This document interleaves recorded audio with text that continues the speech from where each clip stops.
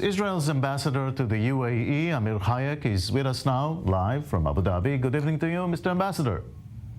Good evening, Yaakov, from Abu Dhabi. You had a first-of-a-kind Independence Day celebration last week. Tell us about it.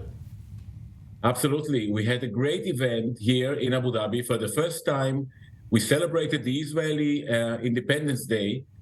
We had 650 guests gathering together, singing together, celebrating together, and it was really great and very, very exciting event. Great. Now, let's talk about the relations. As we all know, Israeli Prime Minister Netanyahu was supposed to visit Abu Dhabi, but it was canceled or postponed. You tell us how you want to call it. Yeah, I can just tell you that our Prime Minister Netanyahu will come to Abu Dhabi, and I believe that a day or two before you will hear about it. This is what I have to say about it. Yeah, of course, we'll hear about it, but this is not a great sign of relationships. What holding this from happening? We have great relations with the Emiratis.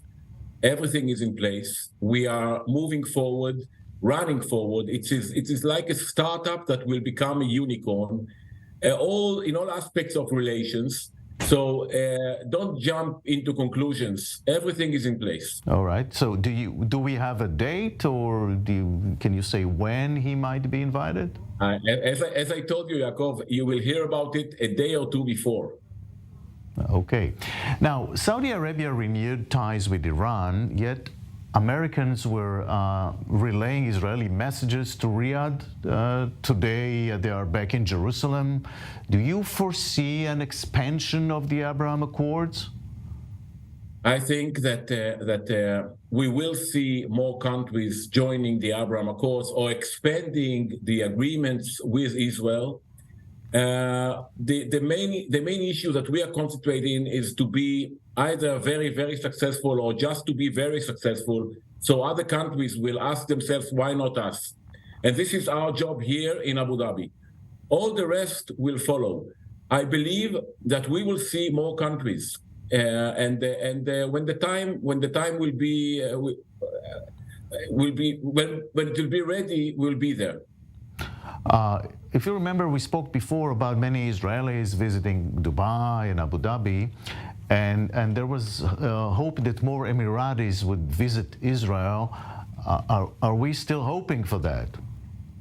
We are not just hoping. We are working hard in order to make it happen.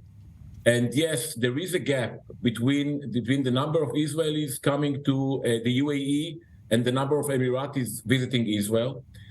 We need to remember a few things. First, we are 10 million citizens, and the Emiratis only 1.4 million citizens. When we started to arrive here during COVID time, Israel was closed, but we are doing everything needed with the Emiratis in order to encourage more Emiratis to come to Israel. And I can assure you that everyone who is coming to Israel would like to come again and enjoying Israel very much. We have a beautiful country that can offer a lot to Emiratis, and not only to Emiratis, and we will see them coming to Israel. What kind of fields would you say are the main fields of cooperation right now between the two countries? Let's talk about trade, for example. We reached to $2.56 billion in 2022. It puts the Emirates in number 16 out of 126 countries that Israel is trading with. And this year, in the first quarter, we reached to $783 million, and I am sure that we will cross the $3 billion this year. And it's excluding G2G and excluding software. This is one way, one thing. The second thing is investments. We saw investments of more than $3 billion. Tourism, as you mentioned, we saw already almost 1 million Israelis coming to Abu Dhabi and Dubai, and we'll see much more. And as you said, we are hoping to see more Emiratis coming to Israel. And the relations are not only bilateral relations, we are working on trilateral relations or regional relations, and we are going into joint projects like the I2U2 and like the Prosperity Green and Blue the project with Jordan, and it's just the beginning. The question of Iran, we also spoke about this before, but now things have changed with Saudis renewing ties with Iran, as we've mentioned, and other movements. How do you see this right now at this point? The Saudis and the Emiratis are sovereign countries. We can convey our message.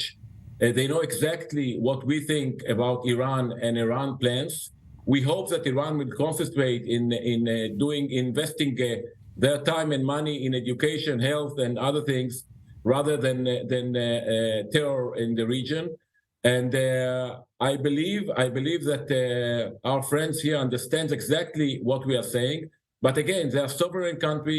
Iran is their neighboring country, and we'll take it from here. So before we say goodbye, let's go back to the Independence Day celebration you had last week. We have these beautiful pictures of Israeli famous singers coming, like Miki Gavrielov and others participating. So give us a sense of the atmosphere there on this unique day at the UAE. I'll tell you what, to sit there or to stand there and to hear the Israeli anthem and the Emirati anthem, by Emirati singer and Israeli singer together, was very, very exciting moment. To hear Miki Gavrielov singing together with Ahmad al-Husseini, the Emirati singer, Ani ve'ata neshane et ha'olam, you and I will change the world. It's, I've heard from many Emiratis that was around me that it touched their heart. And we are here to change the world. We are here to change the Middle East. We are here to build better world for the next generations. This is why we are here, together with our Emirati partners. And, the relations between both countries, as very high person here, high-level person here described it, is like a car that's running fast forward and has no reverse gear. And this is what we are doing here. Okay, that's a good point to say. Thank you very much, Ambassador Amir Hayek, Israeli ambassador to the UAE in Abu Dhabi. Thank you. Thank you, Yaakov.